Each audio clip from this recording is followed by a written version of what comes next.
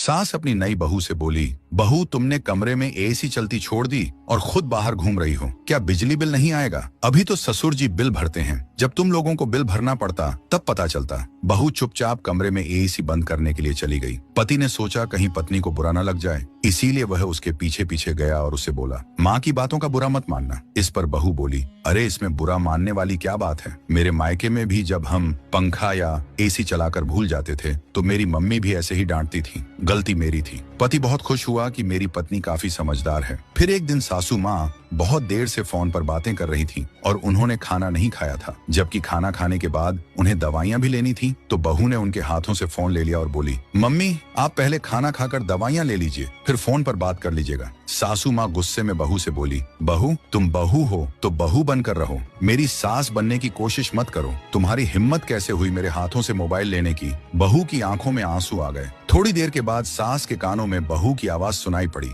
बहू फोन पर अपनी माँ से कह रही थी, माँ मैं तो सासू माँ को आपकी तरह अपनी मम्मी मानती हूँ और उनकी किसी भी बात का बुरा नहीं मानती, लेकिन वो मुझे अपनी बेटी की तरह नहीं मानती। जब मैं आपके हाथों से फोन लेकर खाना खाने के लिए बोलती थी तो आप कितने प्यार से मेरे सिर पर हाथ रखकर कहती थी, मेरा कितना ख्याल रखती है तू। लेकिन जब सासू माँ से मैंने इसी हक से फोन लेकर खाना खाने की बात कही तो उनको बुरा लग गया। मैं तो बस इतना चाहती थी कि वह वक्त पर दवाई ले ले। मम्मी आज मुझे समझ में आ गया। सास अपनी नई बहू से बोली, बहू तुमने कमरे में एसी चलती छोड़ दी और खुद बाहर